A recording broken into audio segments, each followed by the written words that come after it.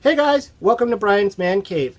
So today I'm doing a flick pick, and I chose a movie that I used to watch a lot when I was a kid. In fact, I've seen it in theater, and it's a weird movie. It's called UHF, and it stars Weird Al Yankovic. So, I mean, it's got to be weird.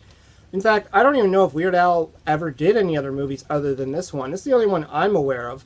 And, like, there was no sequel, and I've never, like, he's probably done bit parts in other movies, possibly showed up in other movies, but I mean he's known for his music career. I mean he's a parody artist. He does a lot of parodies of popular songs. Started off in the '80s doing like Michael Jackson parodies. He had "Eat It," Michael Jackson's "Beat It."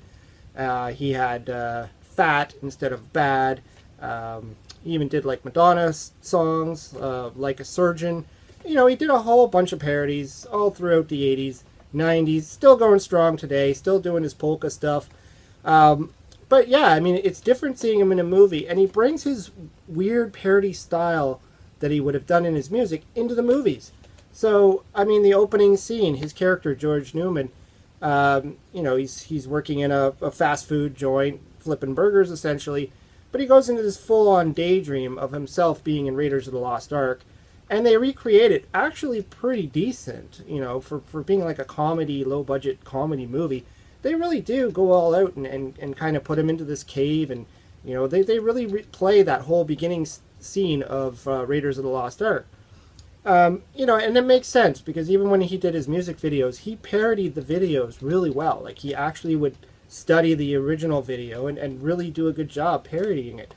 And so from there, his character, George Newman, who can't seem to hold down a job because he keeps daydreaming, inherits essentially a channel, like I guess you want to call it a TV station, a UHF station. And UHF, I mean, that's old terminology. I don't think it's used anymore.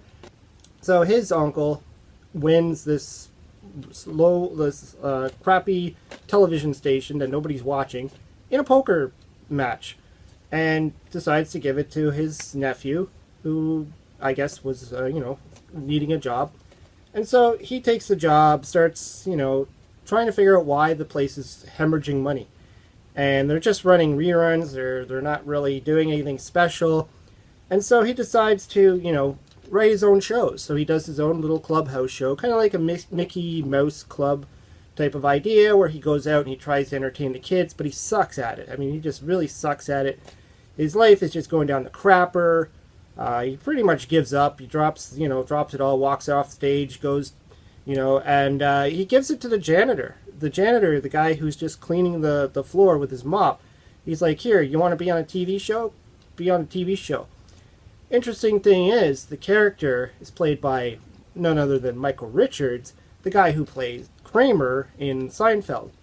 And of course, he goes out there, and he's like his dopey self. In fact, he's playing almost a version of Kramer. I mean, this would have been the pre-Kramer, before Kramer was Kramer. And so he gets out there all goofy, and the kids love him, and the show explodes. And everybody's got to watch this show, and this TV station starts actually blowing up now, because people want to see this. His name's Stanley Spadowski, Kramer's character. They want to see him. They want to see this show. And of course, this starts to bump up the ratings. They start coming up with these other kooky ideas like Wheel of Fish, which is right there on the box. He gets his karate buddy who has all these like actual dead fish pinned to the wheel. And the contestant spins it, and it's kind of like a what's in the box type style thing. They bring out a box. It's a really weird show. I mean, you would obviously never see anything like this in real life. And then they move on to like this one. It's the one that always gets me laughing is a show called Raoul's Raoul's Wild Kingdom. Yeah, they got them all here on the back. This guy's a joke. I mean, he's living in his apartment. He's got all his animals. He's trying to educate people on animals. And the show that they focus on, he's trying to teach dogs how to fly. So he's picking up the pooches and throwing them out the window. And of course, that's not working. He also tells people that turtles are nature's suction cup, and he licks a turtle and slaps it to the wall or to the ceiling, and it sticks. Stupid things like that. So this network is just full of crazy, crazy shows that nobody would watch, but people are just addicted to the craziness of it. He also has like his own little news team, which is, you know, the lady who is the anchor is actually Fran Drescher, which appears in a lot of shows. If you're not sure who she is, she's the woman with the really obnoxious, screechy voice. So yeah, I mean, all the characters in the movie are really weird. The guy he has running the control booth is this kind of wild-eyed, wild-haired scientist, kind of like sort of like a Doc Brown from Back to the Future, but not a little bit more kooky. And so he's really mysterious in the whole movie itself. And so really where this boils down to is this successful television station all of a sudden is now piquing the interest of the VHF guy, who's literally the big honcho running the biggest network in town, and notices that this crappy little station is creeping up to almost #1. And obviously he doesn't like that, and he's got to stop it at all costs.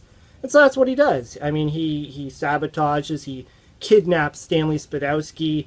There's this whole scene where Weird Al's character, George Newman, needs to go on a rescue mission, and he gets into his car and he's driving, and all of a sudden it turns into Rambo.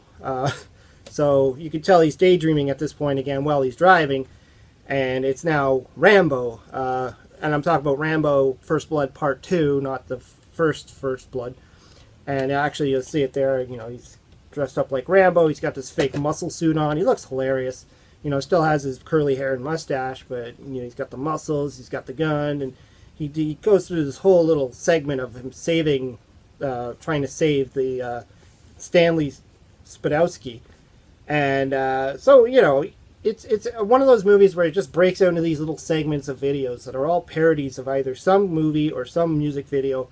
In fact, he even has another music video in there where he parodies Money for Nothing from Dire Straits, you know, a popular 80s song as well. I mean, the movie's ridiculous. I have to give you that. I mean, you got to go into this movie with an open mind, and you just got to laugh at the stupid comedy that comes out of it. You know, they talk about weird things like his roommate likes Twinkie wiener sandwiches, you know, where he takes a Twinkie and puts a hot dog in there and then puts whipped cream on there. You know, little things like that just are goofy. At one point, there's a scene where they're actually in the apartment, and next door is the karate studio where he has his karate buddy, and the one guy's like, "What time is it?" And fist comes through the wall, and then he grabs his arm, looks at the watch. You know, weird things like that. If you're into those kind of goofy, you know, slapstick style movies that make no sense whatsoever, this is your movie. I mean, if you can find them. I mean, I bought this a long time ago. This movie came out in '89, or at least the VHS did. You know, it might have came out in '88 or something. But I've had this for a very long time, and I don't even know if I've ever seen it on DVD or any other format. But it's definitely a good watch. If you're really into the goofiness, if you like Weird Al's videos, if you like, you know, you just got to be into this type of stuff. Otherwise, you probably would think it's crap. But yeah, I mean, I like the movie. I would suggest giving it a watch if you can.